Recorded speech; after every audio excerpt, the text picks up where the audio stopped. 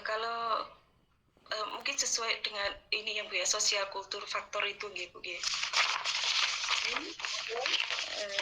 Jadi faktor struktur sosial mungkin jika efikasinya rendah mungkin disebabkan oleh mungkin faktor struktur sosialnya seperti mungkin fasilitasnya tidak ada, jadi males untuk berolahraga, atau mungkin banyak halangan, sekarang lagi musim hujan, jadi males untuk ini Bu, secara fasilitas maupun dan halangan dan rintangan itu Bu, yang mempengaruhi itu tinggi atau rendahnya. Izin bantu jawab itu. Oh Mas ya, alhamdulillah bisa gabung ya. Selamat dulu saya sampaikan mabruk barakallah untuk kelahiran putra atau putri? Putri. Oke, selamat ya. Mohon maaf baru gabung nih, baru dari rumah sakit. Ya, nggak apa-apa, silakan ya. Mohon maaf Mbak Iva. Ya, nggak apa-apa Mas. Ya, tak bantu jawab Bu. Tadi saya baru masuk keluar. Saya tadi sedikit mendengarkan pertanyaan dari Mbak. Saya nggak catat namanya, cuman ada sebagian yang saya dengar terkait dengan apa yang mempengaruhi efikasi diri.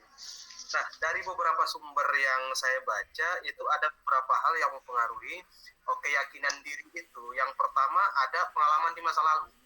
Jadi pengalaman di masa lalu itu akan mempengaruhi keyakinan diri individu sehingga dia menjadi kuat atau lemah. Kemudian ada lagi namanya modeling sosial gitu loh.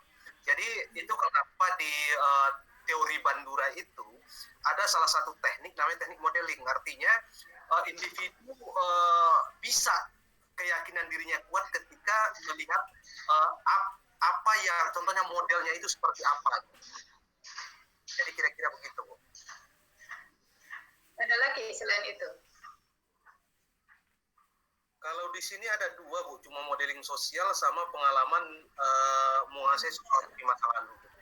Ya, kalau di dalam naskah itu ada 4 faktor yang mempengaruhi self-efficacy. Jadi ya, yang pertama adalah pengalaman pencapaian pribadi. Jadi semakin kita itu sering mengalami kesuksesan gitu ya, itu maka kesuksesan secara internal itu kita catat dalam diri kita bahwa saya akan bisa mengulang sukses itu gitu.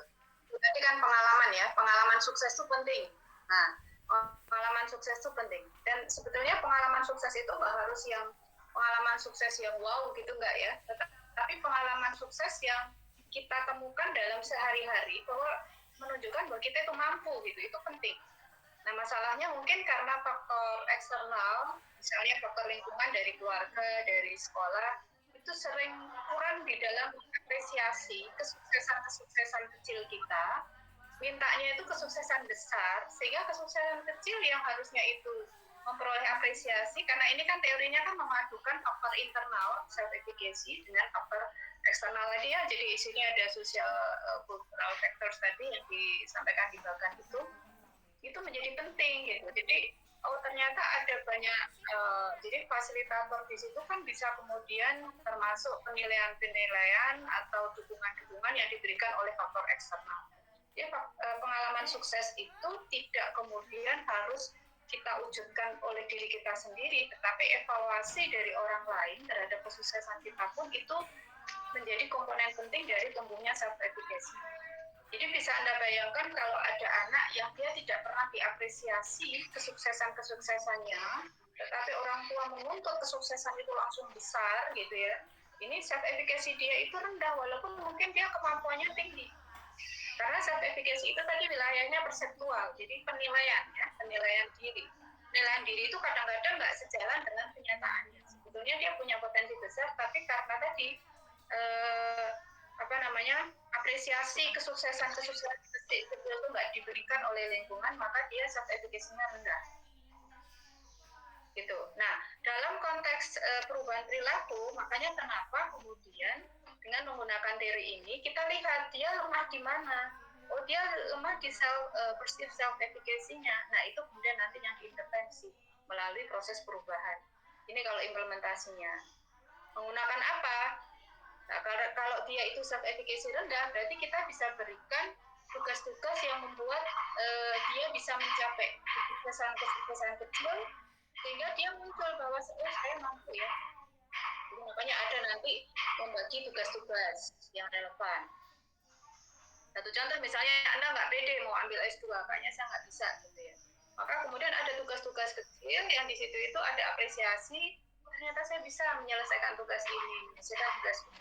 Itu membangun self efficacy.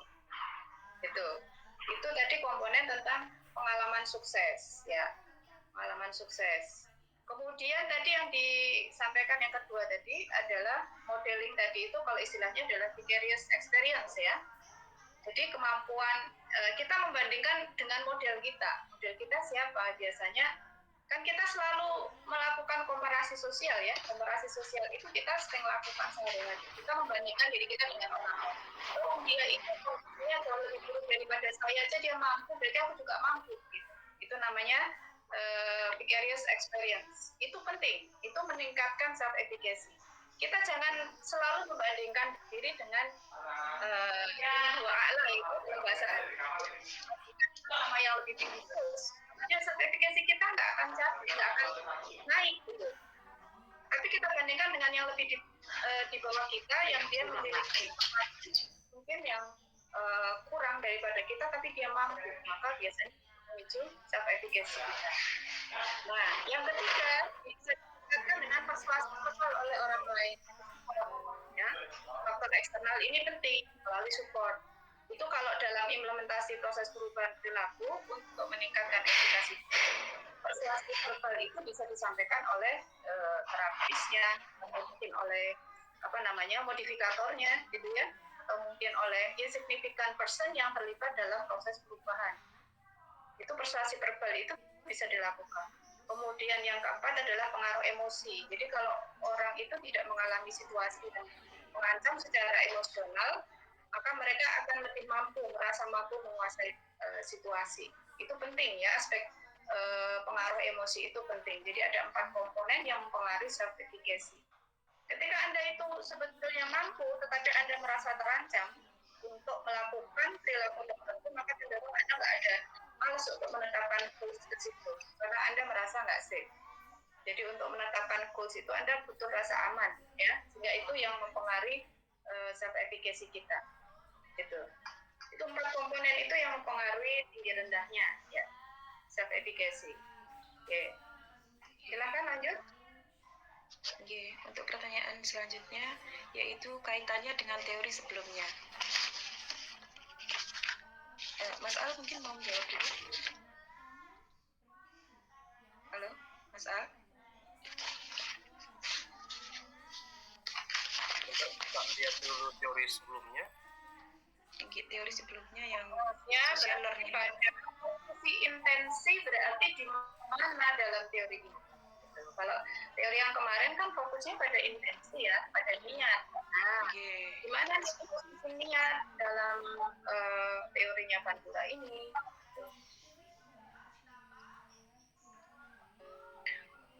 Misalnya dia self efficacy-nya tinggi, terus bisa nggak kalau kemudian dia itu nggak ada intensi untuk meraih goals? Atau apakah memang orang yang self efficacy-nya tinggi dia pasti punya intensi ke arah goals tadi seperti yang disampaikan Mbak Iva tadi? Atau bagaimana? Itu mungkin hubungannya sama intensi ya, jadi lebih ke situ. Oke.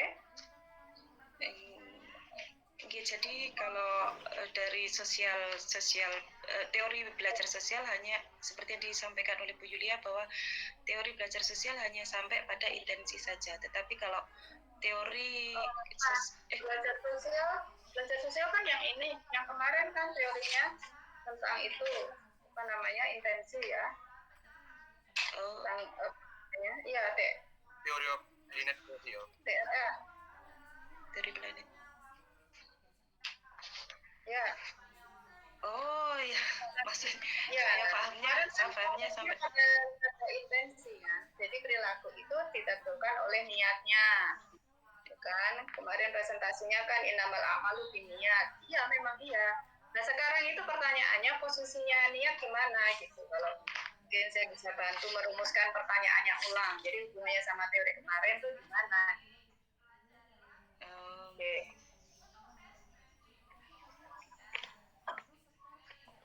Pripun Mas An? Teman-teman yang lain boleh membantu ya, yang terutama yang ya semua kan kemarin minggu lalu datang ya menyimak. Barangkali ada yang mau menyampaikan, boleh silakan. Terima kasih Ibu dan teman-teman. Saya masalah ngeblank nih. Iya, saya tadi pahamnya dari teorinya yang ini Miller dan Dollar, ternyata dari yang minggu kemarin. Iya, minggu kemarin maksudnya. Nggih. Bukan teori yang mengawali ininya. Nggih.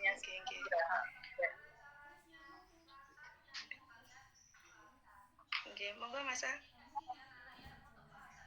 Ya, saya masih coba mencocok-cocokkan antara bagan dari yang kognitif sosial ini dengan yang minggu lalu itu, yang planet behavior itu. Jadi kalau di planet behavior itu kan sebelum adanya tingkah laku itu ada intensi atau niat itu. Sementara kalau di sini itu sebagian besar ada tujuan atau goals itu. Saya pikir kalau ini saya coba meraba Ibu ya. Saya pikir kalau intens itu setelah goal itu kalaupun dimasukkan gitu loh. Artinya setelah goal itu Ibu. Jadi Behavior. Ya, sebelum behavior antara behavior dengan goals itu gitu loh. Setelah adanya tujuan, maka terbentuklah niat dia untuk melakukan sesuatu. Saya pikir begitu Ibu. Oke. Karena kemarin saya sempat jadi kemarin itu sebelum istri lahiran itu saya sempat membaca teori ini. Saya temukan satu tulisan itu intensi itu tepatnya setelah goals itu, tapi sebelum behavior. Artinya sebelum seseorang bertingkah laku itu ada niat gitu loh, ada tujuan dulu, kemudian baru ada niat, baru dia membentuk satu tingkah laku. Kira-kira begitu itu. Bisa dicontohkan mungkin ya, biar teman-temannya lebih paham. Mungkin kalau dijabarkan pakai contoh kan kebayang gitu ya. Misalnya, goalnya yang sederhana, mau pergi ke Malang misalnya gitu ya. Mau pergi ke Malang setelah punya niat, punya niat mau pergi ke Malang. Niatnya pergi ke Malang, perilakunya mau naik bis atau naik mobil, begitu Bu. Posisi intensinya ini ada muncul satu pertanyaan juga Ibu. Ini kan dalam bagan ini kita perhatikan itu kan persepsi terhadap keyakinan diri kemudian membentuk perilaku. Walaupun ada beberapa pengaruh tidak langsung terhadap behavior itu. Nah, kira-kira bisa tidak Ibu goals itu sewaktu-waktu sebelum keyakinan diri itu gitu loh. Karena bisa saja begini Bu, saya contohkan begini. Saya ini bertujuan ingin ke Malang. Jadi sekitar 6 bulan yang lalu itu saya bertujuan ingin ke Malang. Tetapi keyakinan diri saya rendah gitu loh. Kenapa begitu? Saya tidak yakin akan meninggalkan istri saya pada saat itu hamil muda gitu loh. Tujuan itu sudah ada, tetapi melihat kondisi situasinya tidak mungkin, akhirnya tidak menjadi sebuah tingkah laku, akhirnya saya tidak berangkat ke Malang gitu loh. Kira-kira bisa tidak sewaktu-waktu goals itu sebelum keyakinan diri itu? Kira-kira begitu. Tadi pertanyaannya apa? Bukan goals-nya. Intensinya, posisi intensi ya. Intensi itu setelah goals gitu, sebelum goals ya. Ya. Nah, ini pertanyaan baru Ibu. Pas saya lihat gitu. Pertanyaan baru. Loh, yang tadi dijawab dulu. Itu pertanyaan baru karena merefleksi pengalaman pribadi gitu. Ya makanya begini ya. Saya sangat berharap Anda ketika mempelajari teori ini, karena ini teori aplikatif sekali gitu, karena memang untuk perubahan perilaku. Jadi sebetulnya kalau kita mau refleksi ke pengalaman harian, ini akan sangat membantu gitu loh untuk memahami teori yang kita diskusikan semua ya, mulai dari minggu yang lalu gitu. Oke, nah tadi itu pertanyaan lain kalau gitu. Jadi posisi intensi sebetulnya gimana? ya. Kalau di dalam tulisannya siapa namanya Becker itu, posisi intensi itu dijelaskan dia bisa mempengaruhi pembentukan perceived self efficacy-nya. Jadi kalau misalnya Anda punya niat, maka rasa mampu diri Anda itu akan terpengaruh untuk membentuk goals gitu terhadap apa yang Anda niatkan. Satu contoh tadi misalnya Pak Al mau ke Malang gitu ya, maka saya mampu nggak ya gitu. Kalau misalnya intensinya kuat, ya, maka itu bisa mendorong self education itu untuk merumuskan goals yang secara lebih terarah. Gitu. Jadi goalsnya tetap ke Malang, tetapi tadi ada faktor-faktor itu kan artinya ada faktor kalau yang dibagan ya, tidak yang dibahas bagan itu dilihat ada faktor sosial kultural, ya, ada impediments-nya, ada kendala-kendala, ada kendala istri hamil muda. Nah ini kan bisa kalau misalnya memang intensinya kuat sehingga nanti mempengaruhi self efficacy-nya itu kuat, maka kendala ini bisa kemudian dicarikan solusi supaya nggak menjadi menghambat untuk membentuk aku bisa kok walaupun istriku hamil muda aku bisa. Nah ini. Jadi berarti di sini posisi intensi itu bisa mempengaruhi pembentukan self efficacy. Kalau dalam bahasa ini ada kemauan, pasti ada jalan kan gitu, ya nggak? Iya gitu. Ada kemauan, pasti ada jalan. Nanti kemauannya dulu kan, dan ada jalan itu pasti setelah self efficacy, gitu. Ini jalan yang ada jelas goals-nya loh ya. Kalau orang jalan ngelantur nggak ada goals itu nggak butuh self efficacy karena dia nggak harus challenge dirinya untuk meraih goals itu. Ini pada perilaku yang bertujuan, Nah, kemudian si hacker juga menyatakan bahwa self efficacy itu berpengaruh juga pada fase intensi ketika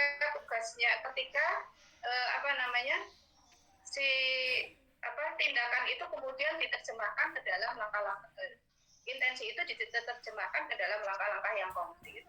Maka pada saat itu intensi itu tetap dibutuhkan untuk memantau agar langkah-langkah konkretnya itu sejalan dengan tujuan yang telah ditetapkan. Jadi intensi itu bisa ada di pra pembentukan yang mempengaruhi kekuatan self efficacy orang, tapi dia juga masih mewarnai sampai penerjemahan tujuan-tujuan itu ke arah behavior. Karena apa? Kalau belum sampai ke langkah-langkah konkret kan seperti dijelaskan di pekan lalu, kalau orang itu nggak kelihatan step by step-nya, orang ini nggak niat kan gitu kemarin. Mas Suki menjelaskan begitu. Jadi kalau misalnya orang itu punya kemauan, ada goals, tapi belum terlihat step by step dia ke arah tindakan yang untuk menerjemahkan goals, maka berarti itu dia belum bisa, kalau dari sisi intensi, dia belum bisa dilihat intensinya. Kalau dalam proses ini, bahkan itu, maka intensi itu tetap mengiringi mulai dari pembentukan self efficacy-nya sampai ke arah behavior itu benar-benar memang diterjemahkan secara step by step. Tetap butuh niat. Kalau nggak ada niat untuk meraih goals itu, kendala itu pasti ada. Ya. Kalau kita nggak kuat niatnya ya, kita nggak cukup mampu meregulasi diri kita untuk menundukkan kendala-kendala eksternal. Gitu. Oke. Bisa dipahami ya? Oke. Nah, terus tadi pertanyaan lanjutannya tadi gimana? Apakah sudah terjawab dengan itu? Ekspektasi plus Bu, saya baru dengar ekspektasi plus itu apa nggih? Secara nyata Bu. Ekspektasi hasil. Yang tadi pertanyaan lanjutannya tadi Pak Al tadi nanya apa tadi? Pertanyaan lain gitu. Sebelum Ya, dari yang Ibu jelaskan saya sudah paham tadi bahwa niat itu mengiringi di setiap badan ini gitu. Saya sudah paham dari apa yang Ibu jelaskan barusan. Oke. Berarti sudah menjawab pertanyaan tadi. Nah, tadi kalau pertanyaannya Mbak Putri, kalau saya nggak salah dengar itu expectless kok, bukan itu ya Mbak Putri? Iya Ibu, benar expectless. Expectless. Iya. Ekspektasi. Jadi daripada kecewa, mending nggak usah pakai ekspektasi, nggak usah pakai harapan-harapan apa-apa gitu, nggak usah pakai Itu maksudnya. Iya, benar, Bu. Oke. Kalau tidak ada ekspektasi tes berarti tidak ada niki Bu nggih. Bahkan ini juga tidak akan terrealisasi karena goal itu dipengaruhi oleh ekspektasi diri, self efikasi diri. Seperti itu harus ada tujuan yang ingin dicapai. Begitu. Perilaku orang itu menurut Anda apakah bisa selalu dilakukan tanpa tujuan? Menurut saya tidak, Bu. Semuanya harus bertujuan kalau menurut saya. Nah, kalau nggak ada tujuan itu ya namanya orang nggak meaningless nanti kan. Iya, Buat apa doing something kalau nggak ada goals-nya? iya. Nah, sebenarnya untuk merumuskan goals kita itu ketika merumuskan goals pasti kita memiliki harapan-harapan akan goals itu. Itu secara logik gitu. Kalau kemudian ada orang mengatakan terlalu banyak ekspektasi, sudahlah jalan aja, jalan kalau beruntung kekot ya kekot ya gitu ya. Tapi kalau ada goals itu kan struggle itu membuat dinamika behavior kita itu ada arahan untuk meraih goals itu. Ya. Satu contoh aja misalnya kalau saya tanya pada Anda semua ya, ketika mau ngambil S2 itu goals-nya apa? Apa ada yang kemudian masuk aja. Masuk aja lah, dipikir nanti mau apa gitu. Itu biasanya akan mempengaruhi bagaimana Anda menjalani perkuliahan, semester per semester gitu ya. Itu akan terwarnai karena Anda nggak jelas goals-nya gitu. Nah, karena berarti apa? Di situ ada sebetulnya kalau kemudian orang itu expectless ya, dia itu ragu terhadap kemampuan dirinya untuk meraih, baik itu untuk merumuskan tujuan aja dia nggak pede sama dirinya, apalagi untuk berjalan meraih goals itu. Nah itu berarti termasuk orang-orang yang perlu dibantu dengan perubahan perilaku berkaitan dengan teori ini salah satunya. Harus kita bawa dia ke goals apa yang dia mau capai, karena hidup itu selalu tidak bisa dibuat bermain-main gitu. Walaupun bermain itu bagian dari kehidupan, tapi kehidupan jangan dipakai bermain-main. Bermain sendiri kan ada goals-nya. Gitu. Ada anak-anak bermain itu goals-nya adalah belajar hal baru, eksplorasi, gitu kan. Pada orang dewasa bermain itu apa goals-nya? Mungkin dia pengen relax gitu ya. Jadi selalu ada goals. Kalau nggak ada goals ya berarti tadi expectless dan itu self efficacy diri orang itu ada masalah. Itu termasuk kategori individu-individu yang membutuhkan perubahan perilaku ya. Itu kalau yang kemudian intervensinya termasuk adalah membantu untuk menemukan goals yang dia inginkan dari diri dia itu apa. Itu termasuk sasaran intervensi. Jadi kalau orang itu nggak tahu aku tuh harus apa ya, makanya kalau dalam aplikasi dari penggunaan teori ini termasuk kan kemudian untuk misalnya kehadiran di kelas itu pun bisa digunakan model perubahan perilaku ini. Jadi kalau misalnya Anda nanti bekerja di sekolah atau di yayasan yang di situ itu menaungi yayasan lembaga pendidikan gitu ya, yang kasusnya misalnya ada banyak siswa yang mereka itu kehadiran di kelas itu rendah, kita bisa pakai aplikasi ini, teori ini kita bisa aplikasikan. Berarti mereka kemungkinan ada faktornya, mereka nggak ngerti gimana merumuskan goals. Mereka mungkin bisa self efficacy mereka, ya, self efficacy belajarnya dia itu rendah. Nah, berarti itu yang harus dimodifikasi, dirubah. Dibantu merumuskan goals-nya, ya. Kemudian dibantu untuk meningkatkan rasa efikasi dirinya. Kadang-kadang siswa itu malas masuk sekolah, ya, kehadiran di kelas rendah, karena dia merasa nggak menguasai matematika, nggak menguasai apa kan gitu. Berarti kita bisa tingkatkan aspek-aspek yang membuat self efikasi dia itu rendah itu apa. sehingga itu nggak menghalangi kekurangan dia, kelemahan dia tidak menghalangi dia merumuskan goals yang tepat. Sebetulnya sangat implementatif gitu. Ya. Oke, begitu. Oke. Bisa punya gambaran ya. Nah kalau expectless itu ya itu kalau dalam kacamata teori ini itu termasuk orang yang perlu dibantu dengan perubahan menggunakan teori membantu merumuskan goalsnya, membantu meningkatkan self efficacy-nya supaya dia nggak takut untuk membuat harapan ya. Ya kan harapan itu juga harus salah satunya adalah realistis ya. Kalau harapan tidak realistis itu namanya orang melamun ya. Beda dengan orang melamun. Kalau melamun nggak inilah gitu. Tapi kalau kehidupan ya kita capaian tujuan itu sesuatu yang realistis harus kita buat, harus ya serealistis mungkin untuk dicapai. Oke, gitu. Sedikit Ibu. Ya. Ada kan orang-orang yang generasi sekarang ini kan agak rapuh, dan gampang kecewa. Memang rapuh. Resiliensinya rendah. Jadi mungkin resiliensinya rendah anak-anak sekarang. Kalau saya tangkap tadi pertanyaan dari Mbak Putri itu seperti ini mungkin Bu ya. Jadi kalau kita anggap seseorang, kemudian dia kenal dengan seseorang, kemudian dia menaruh harapan yang tinggi. Nah, ketika dia jalani, ternyata harapan di awal itu tidak seperti yang seindah dibayangkan di awal, Ibu, sehingga muncullah kecewa.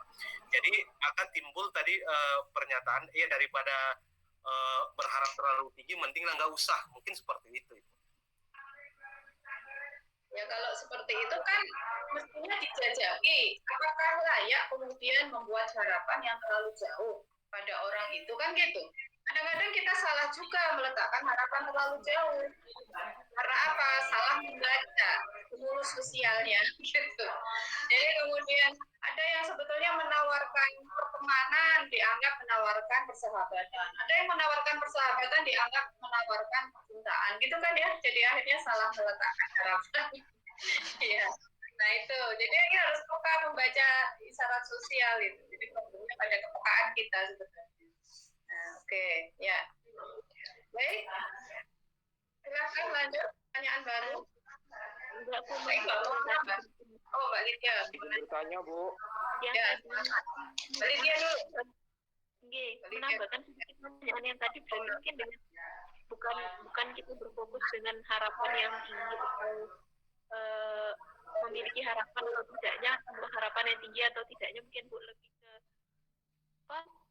apa sih alternatif lain mungkin. Kalau misalnya memang tidak sesuai harapan, memang harus ada kesiapan gitu Bu, mungkin. Kalau tidak sesuai harapan ya bikinlah harapan baru kan gitu.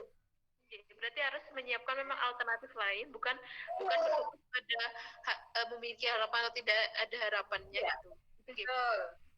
Selama nyawa masih ada, harapan selalu ada kan gitu. Kalau kita itu pupuskan harapan itu hanya bergantung pada satu hal, itu kesalahan kita sendiri, kesalahan kognitif kita. Gitu. Kehidupan tuh semua sisinya menawarkan harapan gitu kan. Nah kalau kemudian kita mengatakan saya sudah putus harapan dalam hal apa dulu gitu ya, supaya kita nggak menjadi pribadi yang hopeless gitu.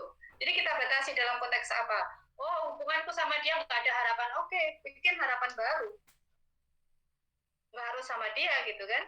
Atau membuat harapan baru dalam hubungannya sama dia. Oh aku walaupun dia sudah nggak ini lagi sama aku tetap punya harapan, masih tetap bisa menjalin komunikasi yang baik sebagai teman. Nah ini kan harapan baru pada orang yang sama, tapi kita letakkan harapan yang berbeda.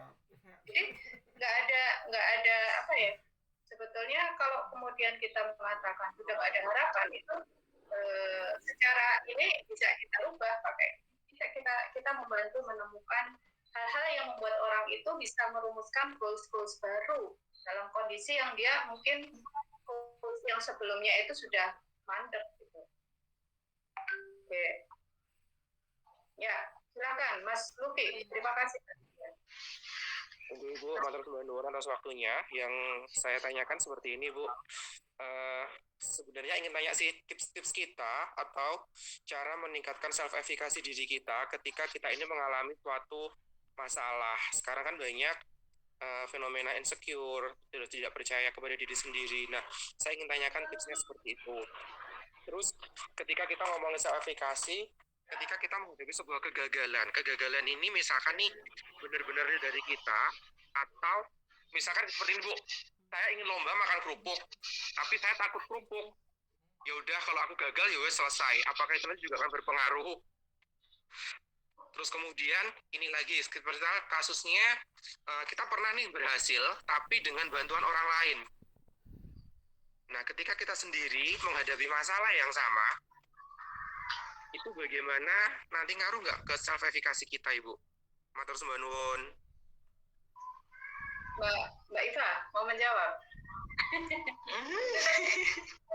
Itu sih apa namanya, ada dua ya, jadi coba yang lebih pelan tapi lebih terstruktur gitu. Jadi kan pertanyaannya spontan ya, jadi mungkin kurang bisa ditangkap fokusnya. Yang pertama tadi pertanyaannya apa Mas Luki? Poinnya pada apa? Tips untuk meningkatkan self efficacy ketika kita mengalami masalah atau kita dihadapkan dalam masalah. Tipsnya Ibu, tips yang cepat gitu untuk meningkatkan si self efficacy kita. Terus yang kedua, misalkan kita dihadapkan dalam suatu masalah. Ketika kita pernah menghadapi masalah itu, kita bisa menyelesaikannya tapi dibantu dengan orang lain. Apakah itu nanti akan berpengaruh? Terus kemudian self efficacy ini nanti berpengaruh tidak ketika kita menghadapi sebuah kegagalan karena kita stres, atau kegagalan ini memang kita sudah berusaha banget, kita dalam keadaan yang sehat. Misalkan kita gagal lomba makan kerupuk karena kita takut kerupuk atau kita punya fobia kepada kerupuk. Oke. Silakan Mbak Iva atau Pak Al mau menjawab dulu, yang mana? Terserah. Oke, saya pertama Bu. Yang Mbak Iva mohon izin. Terima kasih Mas Rocky atas pertanyaannya, menarik sekali. Terkait dengan yang pertama, fenomena insecure. Sekarang ini kan kalau kita lihat di media sosial itu, saya insecure sama si A, si B, atau si C.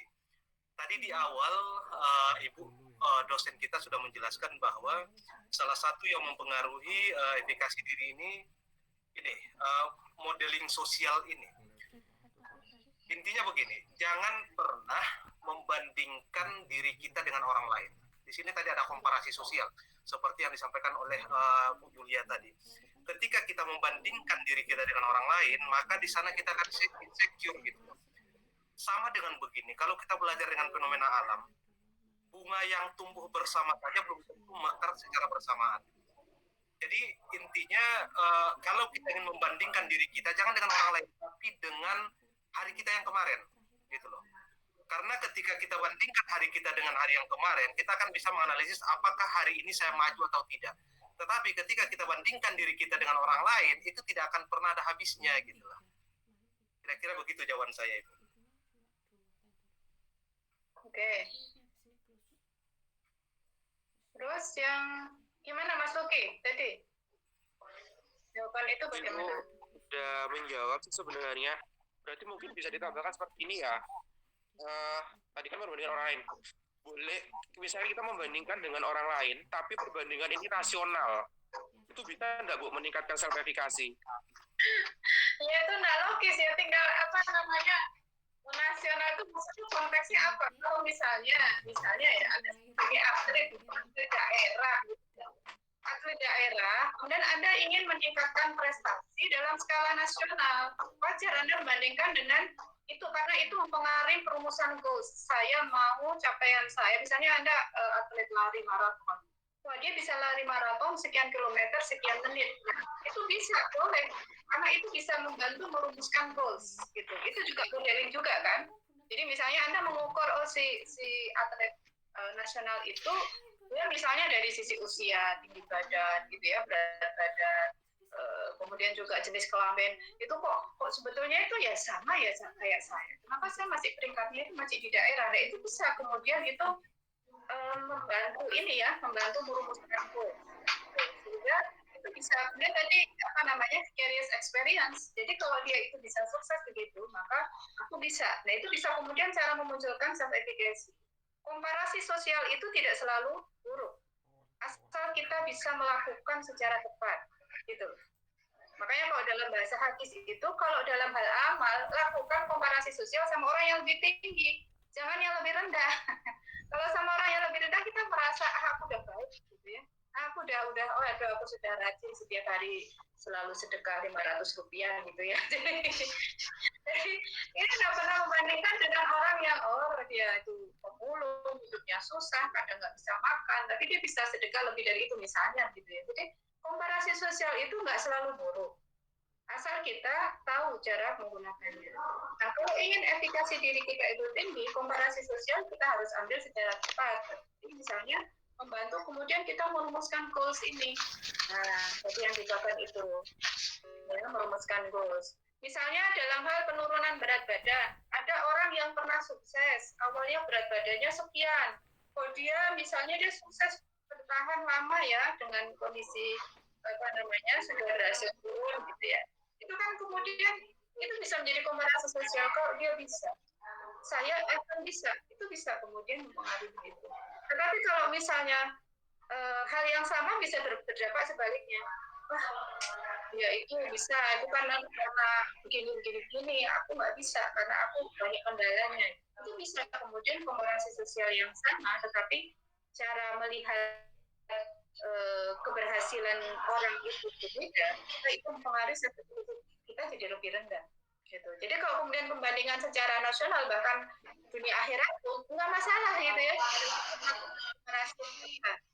Oke, gitu. Itu tadi sebetulnya sudah saya singgung terkait dengan faktor yang mempengaruhi self efficacy. Ada di situ tadi pengalaman pencapaian pribadi. Nah, kalau kemudian kita sedang ada dalam satu masalah, kemudian kita merasa yakin dengan kemampuan diri kita perlu menengok pengalaman pencapaian personal kita atas masalah serupa yang pernah terjadi sebelumnya. Yang serupa saya katakan, karena mungkin sifat pengalaman itu berbeda, tetapi kita kan nggak pernah orang itu seluruh hidupnya berisi kegagalan.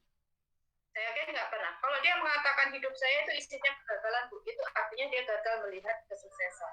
Bukan dia gagal, bukan karena dia nggak pernah sukses, dia gagal melihat kesuksesan. Gitu.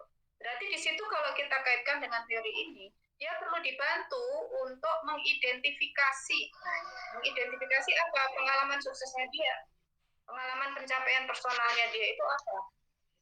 Dan itu bisa kita sesuaikan dengan konteks tertentu. Misalnya konteks belajar, kita kumpulkan pencapaian-pencapaian personal yang pernah dia raih, gitu ya, yang pada proses kehidupan sebelumnya itu ternyata menunjukkan bahwa dia itu sebenarnya memiliki kemampuan dalam hal ini. Nah, dalam hal menghadapi masalah, kita bisa kemudian melihat self efficacy kita itu bisa kita tumbuhkan dengan iya, saya pernah mengalami peristiwa yang serupa. Atau bahkan sebetulnya kita pernah mengalami peristiwa yang lebih sulit dan kita sukses, tapi kita lupa melihat pengalaman itu. Nah, jadi enggak selalu harus pakai komparasi sosial. Kita bisa membandingkan pengalaman sukses kita di masa lalu untuk menunjukkan self efficacy kita pada saat ini. Karena memang biasanya kalau lagi ada masalah, kita itu jadi drop. Efekasi diri kita jadi drop. Biasanya begitu. Karena ya faktor emosional ya, jadi faktor emosional bisa mempengaruhi. Nah, kemudian hal lain, misalnya lagi efekasinya lagi rendah, ketika ada masalah, ya, kita mungkin membutuhkan persuasi verbal oleh orang lain, butuh support dari orang lain yang ya secara signifikan bisa mempengaruhi kita. Kalau kemudian itu sifatnya layanan profesional, makanya ada profesi konselor, ada psikolog, itu kan ada juga motivator. Motivator itu kan sedikit banyak bisa mempengaruhi efikasi diri dia. Efikasi diri kita, ya. Nah itu, atau mungkin sekarang banyak channel-channel YouTube-nya ustadz-ustadz, itu kan sebetulnya juga membangkitkan, bisa mempengaruhi rasa efikasi diri kita. Nah itu persuasi dari orang lain, itu bisa dicapai. Oke, kemudian pertanyaan berikutnya tadi. Berhasil dengan bantuan orang lain. Ya. Apakah itu akan mempengaruhi efikasi diri kita, gitu ya? Kira-kira gimana Mbak Iva? Ya. Iya Bu, mempengaruhi Bu. Karena pada awalnya dia mungkin efikasinya tinggi karena percaya aja kalau pasti akan goalnya pasti akan tercapai karena dibantu sama orang lain.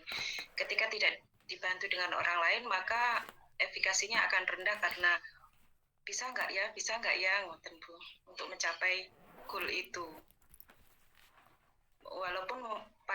Walaupun sebenarnya dia mampu untuk mencapai goal tanpa bantuan orang lain, tetapi karena ada pengalaman masa lalu yang dia goalnya tercapai karena bantuan orang lain, bisa mempengaruhi. Itu pengaruhnya positif atau negatif berarti pengalaman dibantu orang lain untuk meraih goals? Negatif Bu. Negatif. Bisakah efeknya menjadi positif Mbak Iva? Bisa kalau selama dia percaya pada dirinya sendiri Bu. Maksudnya kemampuan kalau kemarin dengan bantuan orang lain dia ibaratnya jalannya separuh-separuh. Tapi ketika tidak dibantu, berarti dia juga harus berusaha untuk semangat untuk mencapai goalnya. Oke. Nah, begini, self efficacy itu kalau Anda lihat di Bagan, itu kan juga mempengaruhi atau bahkan mungkin dipengaruhi oleh faktor-faktor sosiokultural, respon-respon orang di sekitar terhadap dia. Justru kalau saya melihat pengalaman ketika Anda meraih kesuksesan dan di situ ada kontribusi orang lain, itu menunjukkan bahwa Anda bisa mengakomodir support dari sekitar untuk membantu Anda meraih goals, gitu. Jadi artinya apa? Itu faktor kognisi kita. Ini kan teorinya kan perpaduan kognitif dan sosial. Faktor kognisi kita, bagaimana kita menilai dukungan orang lain itu apakah menjadi faktor yang membuat kita lemah. Jadi persepsi kita bahwa saya kan bisanya dibantu orang lain gitu. Atau kita justru memposisikan ketika saya ada kendala, saya ternyata punya saya bisa memanfaatkan sumber dukungan sosial sekitar begitu. Jadi justru itu menjadi faktor yang memperkuat self efficacy. Saya yakin self efficacy kita itu nggak bersandar, nggak rely on ourselves, gitu, nggak ada. Ya, kita itu punya rasa mampu diri ya karena kita bersandar pada al-khaliq, pastilah gitu ya, pasti kan itu. Bahwa saya ketika saya menghadapi ini jangan digambarkan kalau kita mengikuti ujian. Nah, ujian itu kan benar, sesuatunya sangat sederhana. Misalnya goals-nya itu sesuatu yang relatif lebih kompleks gitu. Di situ itu campur tangan banyak orang loh. Ya. Jadi kesuksesan kita itu bukan semata-mata rasa mampu diri kita yang benar-benar murni usaha kita. Nggak ada, saya pikir nggak ada begitu. Anda bisa lulus sarjana bukan karena semata-mata kesuksesan itu Anda raih karena kemampuan Anda. Kontribusi orang sekitar tuh luar biasa, nggak bisa dihitung kan begitu. Sehingga bagaimana membaca kontribusi itu bisa kita akomodir sebagai hal yang ini saya punya kekuatan support sebetulnya. Pada saat saya membutuhkan, saya bisa ambil itu. Tentu saja dengan melihat mana support yang memang relevan gitu ya. Kadang-kadang ada support yang sifatnya itu penggembira aja gitu. Ada support yang inti gitu ya. Tapi bagaimanapun kan itu support kita. Nah itu bisa menjadi resources gitu, sumber daya. Sumber daya yang membuat kita efikasi diri kita itu jadi lebih kuat gitu.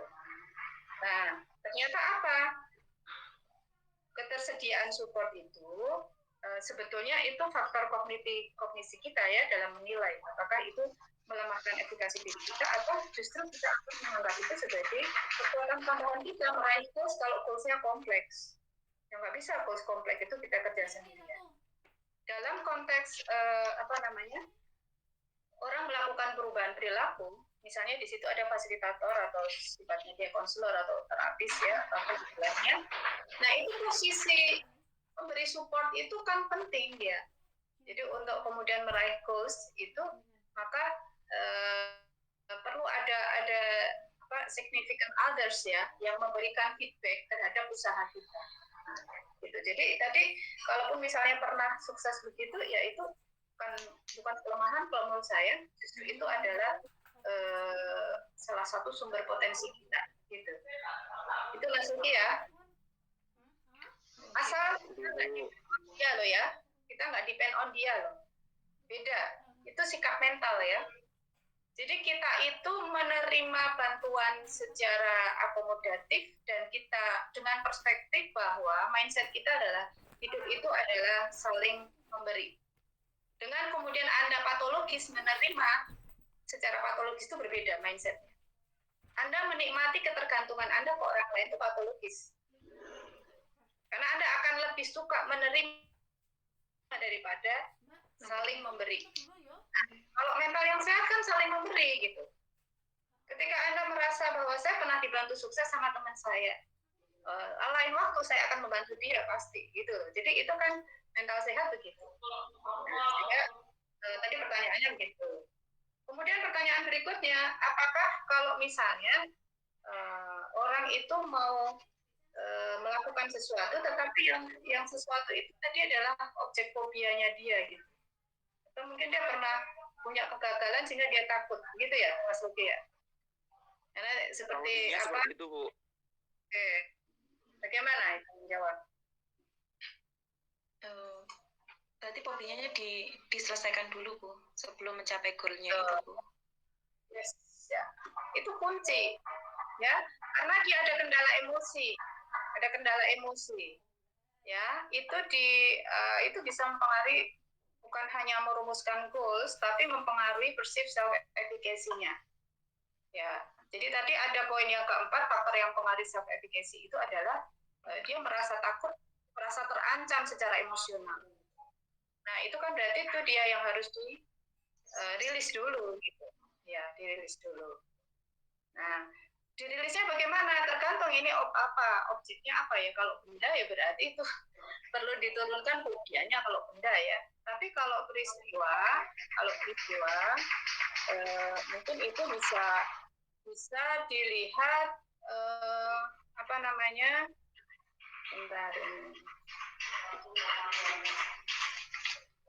Nah, mungkin bisa digambarkan sebentar Mbak Iva. Saya boleh ganti menayangkan slide ya.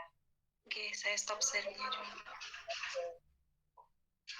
Makanya ada di slide saya.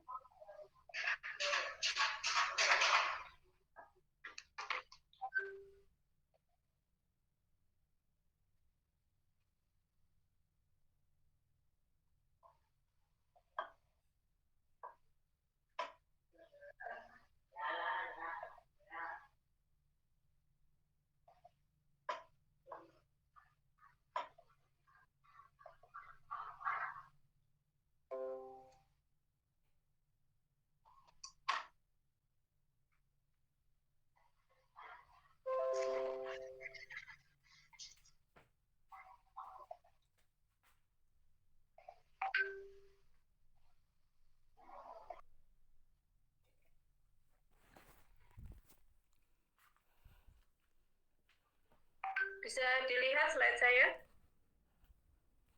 Bisa, Bu. Bisa, Bu.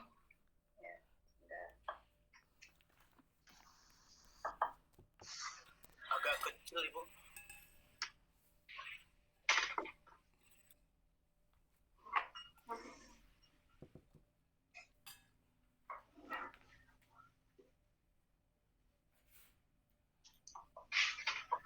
Ya, ini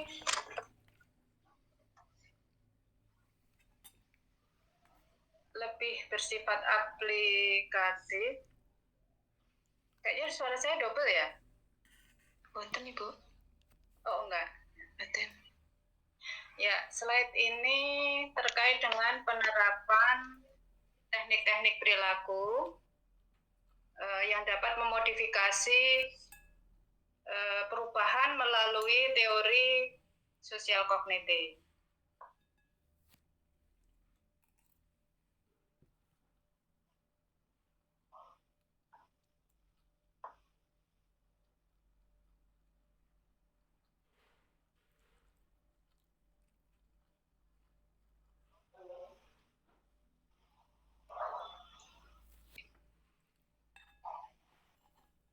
Punten ke mute Bu suaranya.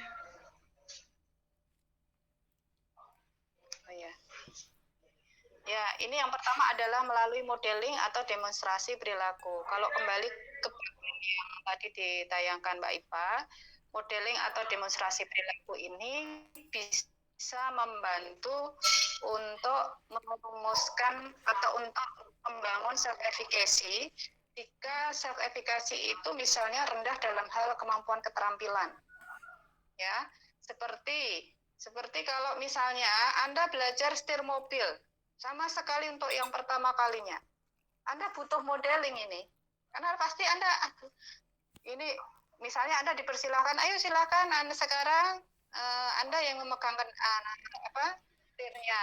Pasti sertifikasi Anda ketika pertama itu masih nggak yakin, aduh saya nggak bisa gimana. Nah ini saya ada di sini, saya mendampingi Anda. Nanti kalau ada ini, kapan injek rem, kapan kopling dan seterusnya, itu kan ini ada modeling ya. Nah modeling itu yang kemudian membuat self-efficacy orang terhadap sebuah behavior itu dia bisa meningkat. Jadi ini lebih aplikatif ya, penerapan mana yang harus dikuatkan dalam bagan yang disampaikan Mbak Iva tadi ini modeling atau demonstrasi perilaku itu bisa dilakukan untuk membantu mengatasi kendala efikasi diri yang rendah, terutama dalam hal skills ya, dalam hal skills. Dia bisa dibantu skillsnya dengan adanya model. Kemudian termasuk juga tadi saya kembali ke contoh efikasi diri kita dalam nyetir mobil pertama kali ya. Nah ini kan efikasi diri si orang yang belajar nyetir itu, dia bisa dibantu meningkatkan efikasi dirinya dengan cara ada instruksi bagaimana memulai perilaku tadi, membentuk skill baru. Tidak hanya modeling, tetapi itu ada instruksi bagaimana memulai perilaku. Kemudian pemberian dorongan umum, ini kasih motivasi, ayo mas, kapan iso wis ini sampean harus begini, misalnya kasih dorongan umum. Kemudian membantu mengidentifikasi kendala-kendala. Ini lebih pada kalau misalnya Anda Anda merumuskan goals ya, maka Anda perlu mengidentifikasi tadi kendala. Jadi misalnya begini, Anda mau goals-nya, misalnya tadi itu bisa nyetir mobil melewati bukit yang jalannya begini-begini gitu ya, yang kayak di Buton itu misalnya. Nah ini kan sebagai pelatih driver itu dia membantu si orang yang belajar nyetir ini mengidentifikasi kendala apa yang biasanya ditemui kalau nyetir di tempat seperti itu. Nah ini mengidentifikasi kendala itu supaya apa, goals-nya teraih. Jadi self-effikasinya sudah dibentuk, kemudian dibantu mengidentifikasi kendala-kendalanya. Kemudian mengatur tugas-tugas secara bertahap. Nah ini kalau tadi saya contohkan itu tadi ya, tahap-tahap tugasnya mulai dari apa dulu gitu ya, sampai misalnya nanti kalau mau nyetir ke arah naik bukit, maka yang harus dilakukan ini gitu ya. Itu lebih mengatur tugas secara bertahap. Membantu merumuskan niat. Nih, kita ada pertanyaan. Gimana kalau terkait dengan teori intensi pekan lalu? Nah, ini merumuskan niat tadi ya. Merumuskan niat itu termasuk juga yang akan mempengaruhi dorongan untuk menerjemahkan goals itu ke dalam tindakan perilaku secara konkret. Kemudian menyediakan informasi tentang konsekuensi-konsekuensi. Ketika ada orang yang akan melakukan perubahan perilaku baru, kemudian dia takut tadi seperti yang disampaikan Mas Luki tadi, maka di sini kita bisa kemudian menyediakan informasi konsekuensi perilakunya. Oh nanti kalau misalnya Anda melakukan perubahan perilaku baru, maka efeknya tadi sudah dicontohkan Mbak Iva tentang merokok misalnya. Nanti kalau aku merokok tiba-tiba aku ternyata lemes gimana? Mulutku pahit gimana gitu kan, ada konsekuensi. Nah ketika ada konsekuensi maka kemudian di situ juga termasuk juga kalau ada konsekuensi begini hasilnya bagaimana. Ini adalah bentuk-bentuk aplikasi dari penerjemahan teori sosial kognitif di dalam perubahan perilaku. Nah 1-7 ini bisa dilakukan baik untuk menumbuhkan, menguatkan atau menumbuhkan aplikasinya, ataupun dibantu juga untuk menerjemahkan ke dalam behavior juga bisa gitu ya. Atau misalnya kalau tadi misalnya membantu merumuskan niat, ini mulai dari pembentukan self efficacy sampai kemudian menerjemahkan tujuan ke arah perilaku yang lebih konkret. Nah, ini yang lebih detailnya, bentuk-bentuk perubahannya bisa dilakukan dengan cara seperti ini. Behavior yang mau dirubah apa? Bisa apapun. Tadi aplikasi teori ini bisa dalam hal memilih karir, misalnya. Kalau Anda misalnya bekerja di SMA gitu ya, anak-anak yang mau lulus kelas 3 itu misalnya bingung nanti saya mau kemana dan sebagainya. Anda bisa membantu mereka merumuskan karir apa kira-kira, dimulai dari misalnya Anda bisa informasi ini ya, misalnya ya, bisa dari modeling, demonstration of behavior. Misalnya setelah lulus SMA, misalnya Anda bisa menggambarkan kayak misalnya ini ada si A ini dia sukses dalam bidang ini. Nah, misalnya, atau siapa gitu ya, atau informasi tentang konsekuensi. Misalnya dia punya pilihan karir tapi bingung. Saya punya 3 pilihan karir. Saya bingung mana. Nah, ini Anda bisa kemudian menyediakan informasi tentang konsekuensinya. Jadi ini supaya apa? Tadi mempengaruhi self efficacy-nya kan kalau kemudian ini. Nah, kemudian bisa aplikasi yang lain itu kalau dalam misalnya perilaku menyusui, itu juga ini bisa pakai sosial kognitif loh. Ini orang itu perempuan tuh nggak mau menyusui itu karena apa? Kita bisa lihat pendekatannya untuk supaya dia mau menyusui itu dari 7 ini. Apakah pada self efficacy-nya? Atau mengumpulkan niatnya itu enggak? Wah, itu bisa pakai perubahan kognitif religius ya. Nah, ini kesempatan berharganya perempuan ya. Banyak orang pengen nyusuin sendiri anaknya kok, misalnya dia nggak ada penyakit, nggak ada apa, jadi bisa kok, kenapa dia enggak mau? Nah, ini membantu merumuskan niat. Jadi kita bisa aplikasikan dalam konteks beragam, termasuk konteks industri, produktivitas. Bisa pakai teori sosial kognitif. Ini dalam hal apa? Bisa kemudian misalnya kalau ada kendala stres kerja orang itu sehingga capaian pekerjaan yang diharapkan. Mungkin dia bisa dibantu melalui poin yang kelima itu, mengatur tugas secara bertahap. Kendalanya di mana itu? Ya. Atau kemudian misalnya tadi kalau pada kasus klinis ya, pada kasus klinis ini banyak dipakai untuk misalnya untuk mengatasi problem-problem terkait dengan trauma, itu bisa ya, trauma bisa pakai modeling loh. Modeling bisa. Kemudian bisa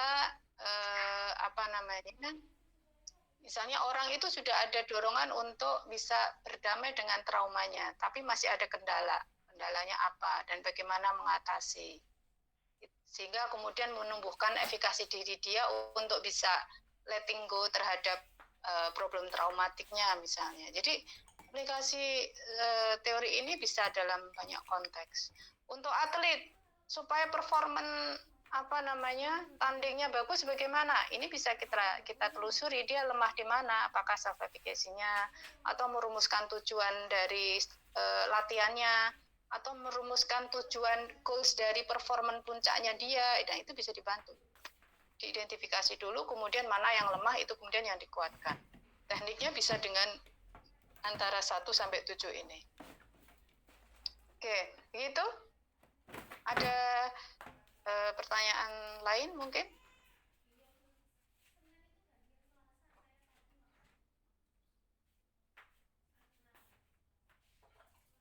Nah, ini ya, kalau intervensi itu untuk meningkatkan efikasi diri biasanya melalui mastery experience, pengalaman sukses ya, atau vicarious experience yang tadi membandingkan dengan model yang bisa sukses, yang model itu secara potensi, secara faktual itu sebetulnya nggak jauh berbeda dengan dirinya. Bisa melalui verbal, persuasi, bisa kemudian physiological feedback. Nah, ini bisa untuk meningkatkan efikasi, self efikasinya. Oke. ya ini saya tadi ada slide cuma saya nggak sempat mengalir langsung masuk ke pertanyaan-pertanyaan.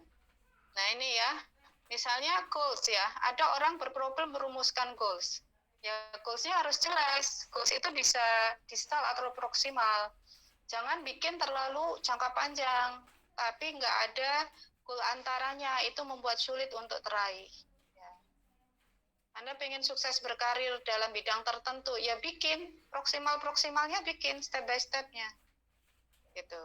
Nah ini karena kalau misalnya contoh di sini ya, distal goals-nya adalah jangka panjangnya adalah weight loss. Weight loss itu jangan dibuat jangka pendek ya, sehingga kalau Anda mau cepat weight loss kan biasanya orang pakai obat pencahar, pakai yang pil akhirnya itu dia sakit atau bahkan mati. Itu ada banyak kasusnya begitu ya. Jadi nggak lagi langsing tapi langsung gitu. Nah ini jadi penurunan berat badan tuh jadikan goal agak jangkanya jangan terlalu pendek. Nah, jangka pendeknya apa berarti di situ? Meningkatkan aktivitas fisik ya, kemudian konsumsi seratnya gitu ya. Nah, ini kan itu jadi tujuan jarak dekat ini perlu kita lakukan untuk membuat tujuan jarak jauh itu bisa meraih step by step-nya. Oke. Itu tentang goals ya. Ini tadi outcome expectancies sudah dibahas tadi ya. Nah, baik. Ini tadi faktor-faktor yang mempengaruhi self efficacy, nanti bisa Anda baca di slide ini. Ya. Baik, masih ada pertanyaan? Bisa dipahami ini untuk secara aplikatifnya, saya berharap begitu ya. Ya, insya Allah bisa Bu. Sangat jelas sekali. Kalau penyaji sangat jelas, karena sudah membaca gitu ya. Kalau yang mendengarkan, kalau belum membaca juga langsung mendengarkan wah itu. Jadi ya saya terima kasih kelompok ini juga mengirimkan PPT-nya sudah sesuai dengan yang saya harapkan. Kalau kemudian tidak dibaca itu resiko masing-masing ya. Yang penting pada saat yang Mas Pakat itu sudah dikumpulkan. Baik, kalau nggak ada pertanyaan untuk hari ini kelasnya kita akhiri. Insya Allah kita ketemu lagi minggu depan dengan teori yang lain. Tetap semangat karena mata kuliah ini sangat menarik dan sangat implementatif sehingga saya berharap Anda semangat lebih aktif lagi untuk membaca yang sudah dikirimkan oleh teman-teman Anda yang presentasi pada hari ini.